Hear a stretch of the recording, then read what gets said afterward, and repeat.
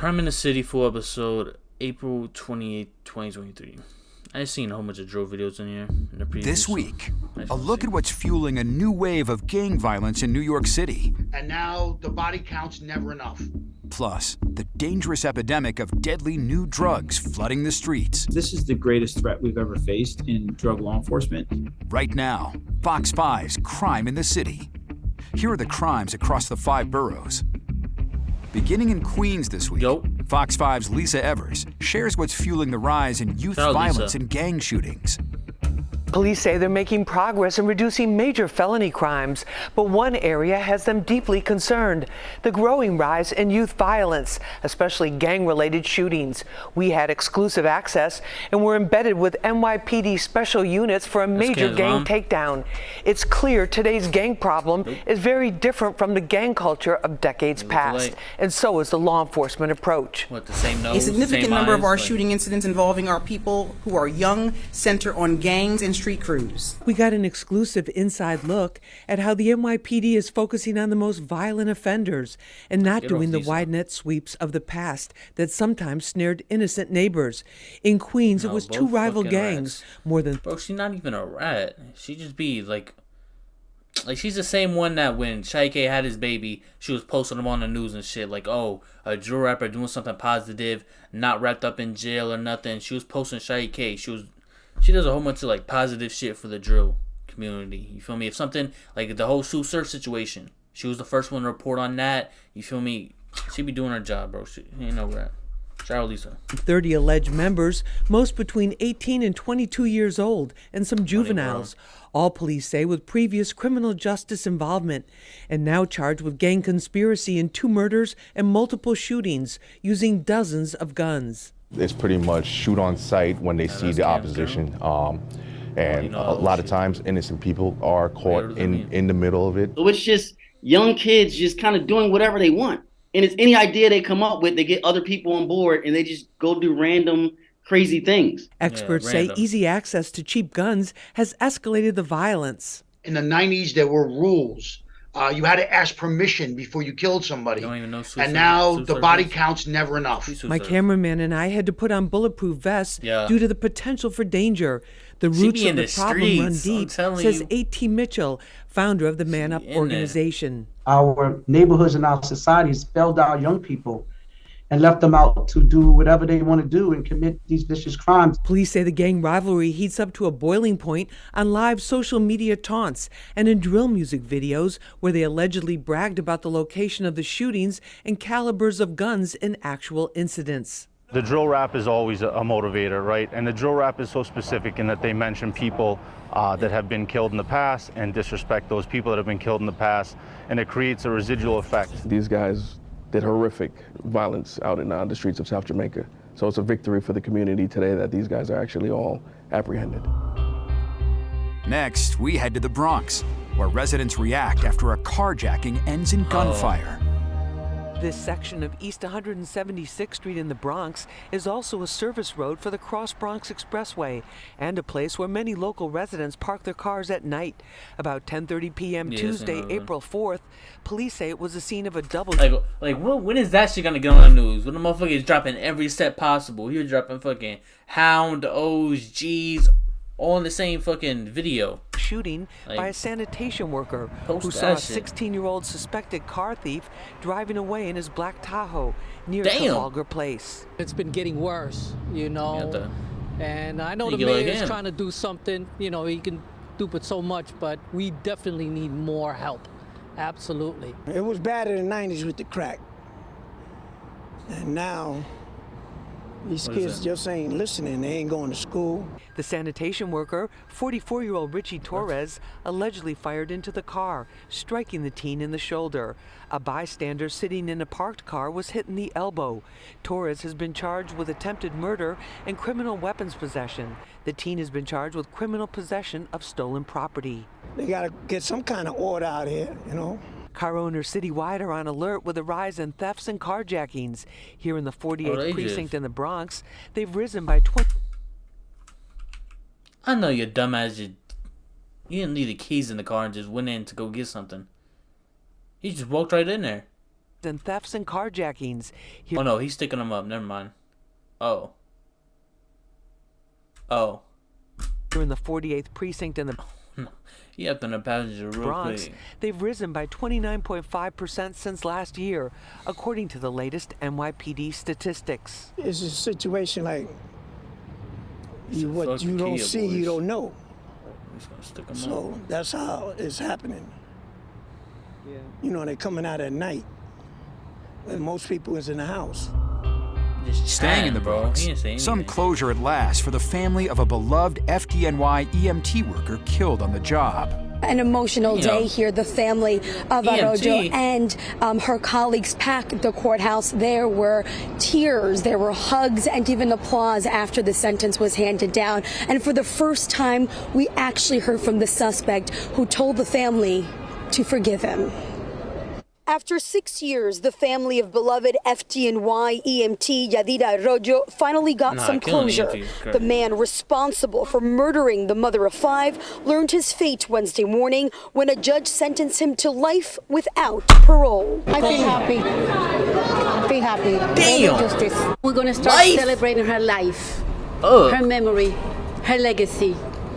We're going to remember Yadi for the person that she was. Not how she died. An emotional scene inside the courthouse, which was packed with family and Arroyo's colleagues. There were lots of tears, hugs, and even applause once the sentence was handed down. 3 impact statements were read. Man, they say life with no parole, and you see it claps in the back. One of those statements from Arroyo's aunt, Ali Acevedo, who asked the judge for the maximum sentence, saying, quote, "A life for a life." She addressed the media outside the courthouse. These here are the cuffs that held his hands. The hands that killed Yadi. And it says, in memory of FDNY EMT Yadira Arroyo. Last month, 31-year-old Jose... Like, bro, like how did judges go and sleep at night? They just handed somebody 3 life sentences. They just feel good about that shit.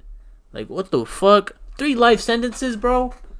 Like, just give him 1, bro. Like, damn. Gonzalez was found guilty of first-degree murder. In March of 2017, Gonzalez, who was high on PCP and marijuana.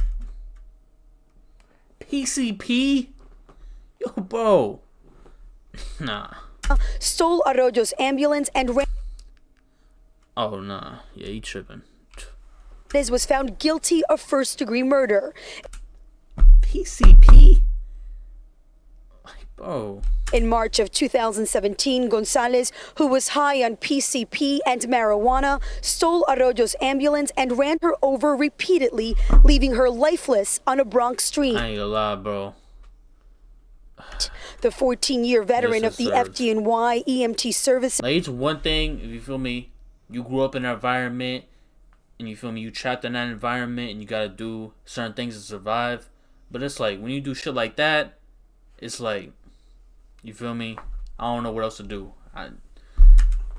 Was rushed to the hospital, but nothing could be done. The trial was delayed time and time again because... Yo, PCP, and you run her over with a fucking ambulance. Like, what? She's an EMT. She not the cops. She don't got a... Of hearings regarding the defendant's mental fitness to stand trial. But in the end, justice prevailed. The career criminal who had 31 prior arrests on the night he killed... Yo, 31? Arroyo also read his own statement right before he learned his fate.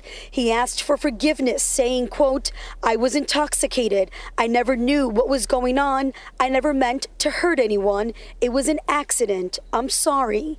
But his words meant... Come on, bro. You blame this shit on the drugs? Like, you just gotta take... What's that shit called? Not pride, but like... I don't know, bro. You gotta...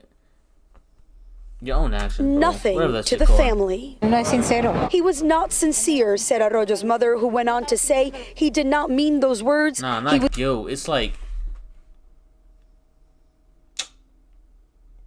It's not take pride, but it's like you gotta, like, stand up for your own actions, bro. Like, you did this shit. I don't give a fuck what you was on. PCP is crazy. Accountability, responsibility. Yeah. Was just reading off a paper. Nothing will bring her back. We move now to Manhattan and the front lines of the latest street drug epidemic to hit the 5 boroughs. We're seeing a rise in overdose deaths, even with celebrities, and the growing presence of fentanyl and deadly drug combinations. We're also seeing shocking headlines about new street drugs like Tranq, an animal tranquilizer that can cause instant death. That's some new shit. I ain't never heard about that. The danger is real and immediate, so we talk with 3 experts on the front lines of the battle to save lives. The latest data on drug overdose deaths in New York City shows they're at unprecedented high levels, increasing in 2021 by 78% from 2019. The city health department says about 80% were due to fentanyl, a synthetic opioid about 50 to 100 times more potent than heroin. Fentanyl-laced heroin was found to be the cause of the accidental overdose death of beloved film and TV actor Michael K. Williams. It's a national crisis that should be a priority, says DEA Special Agent in Charge Frank Tarantino. This is the greatest threat we've ever faced in drug law enforcement. Nearly 108,000 overdose deaths in 12-month period. 295 100,000 in a 12 people dying every day, Lisa, is the equivalent of a 737 crashing every single day. Wait, that's not in the U.S., right? That's in fucking New York. United States. Wait, no, that's gotta be U.S. Another disturbing trend is the combining of drugs. The L.A. County Medical Examiner determined that Grammy-winning rapper Coolio, known for his hit song Gangsta's Paradise, died from an accidental overdose of fentanyl, heroin, and methamphetamine. Dr. Indra Sidambi sees this often. Like, I understand, like, coke, because, like, that's, like, a high-end drug, you feel me? Weed, perks, sands, all them pills. That's like heroin, meth, PCP. Come on, bro. In her addiction treatment practice. Fentanyl is part of anything and everything. Dr. Sidambi says many times patients seeking treatment will tell her they're using one drug when it's actually a potentially lethal combination. People are taking substances without even knowing what they are taking. That's very sad to start with. And then for a treatment provider like me, I have to like immediately change gears. New on the drug scene is xylazine, called Tranq or the zombie drug. It's a powerful animal tranquilizer, often combined with heroin and fentanyl. Too much can stop a person from breathing. Since it's not an opioid, naloxone and Narcan have no effect. At the On Point Overdose Prevention Centers, users can consume their drugs under supervision with medical staff ready to jump in if necessary. We are working with folks who are using already. Shout out them, bro. Shout out, like, the rehab, people that work at rehab. Do that shit, bro, because I couldn't, bro. Like, motherfuckers be looking crazy, bro. Prevention centers, users can consume their drugs under supervision with medical staff ready to jump in if necessary. We are working with folks who are using already. If we don't create a space for those folks to use safely, the deaths in New York and the deaths in this country are only going to rise. Does he have... What is this? That's the one shit they stick the needle in and then they do this shit with the needle, the syringe. Not the little bottles. It's in New York, and the deaths in this country are only going to rise. Back to the Bronx now, where a 68-year-old woman is choked and sexually assaulted in Fordham Heights. Well, police are looking for a suspect accused of attacking and sexually assaulting a 68-year-old woman. This was in the Bronx. 68? It happened Saturday at 6 in the morning. This is near 189th Street and Webster Avenue in Fordham Heights. Police say the man approached the woman and attacked her, trying to remove her clothes. He then forced her into a garage and sexually assaulted her before running off.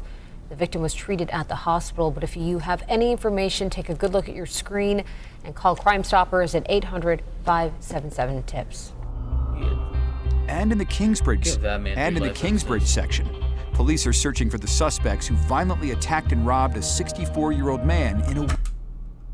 Oh, hell nah. Yo. Is these mids? Yeah, arrest him. Wheelchair. Arrest Police him. are looking for 2 men. Arrest robbed him. a 64-year-old man. Oh my God. In a wheelchair. Police are looking for 2 men accused of attacking. Wait, they attacked someone in a wheelchair? I didn't even listen to that. Section. Police are searching for the suspects who violently attacked and robbed a 64-year-old man in a wheelchair. Police are looking for 2 men accused of attacking a man in a wheelchair in the Bronx. The attack happened 2 weeks ago on West Kingsbridge Road. Investigators say the suspects demanded money from the 64-year-old. Pissing me off, bro. You got Miz on. And when he refused, they punched him in the head and took his cell phone. If you recognize the suspects there, you're being asked to call Crime Stoppers.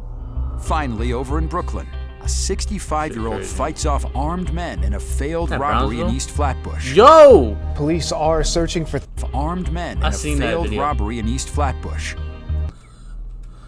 Police are searching for 3 suspects accused of trying to rob a man in Brooklyn.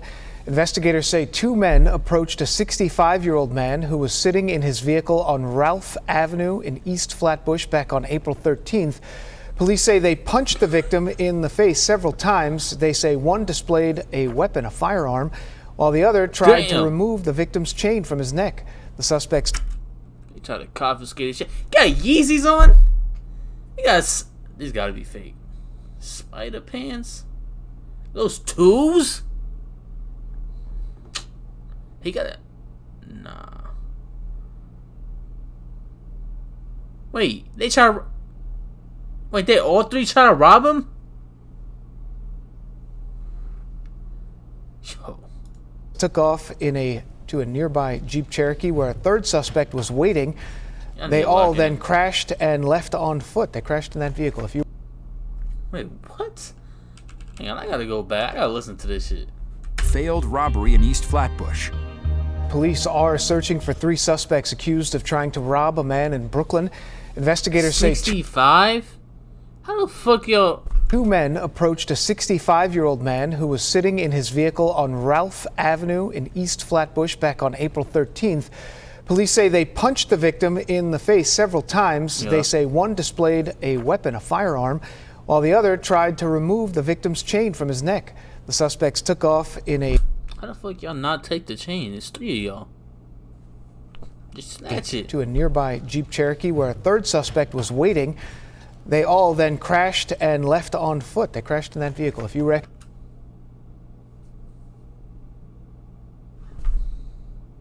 So they try to rob him, take his chain. They all fail. Then the getaway driver crashes the V once they get in. I gotta go back because this shit. Neck. The suspects took off to a nearby Jeep Cherokee where a 3rd suspect was waiting. They all then crashed and left on foot. They crashed in that vehicle. If you recognize... Y'all did so bad, bro. Them, call Crime Stoppers. That number is 1-800-577-TIP. Y'all don't wear no mask. This man's wearing a fucking tank top, like... And that's this week's Crime in the City. Just fucking back it up, bro. What the fuck, bro? That shit was actually entertaining. Sad too. You know what I mean? But it's real life shit.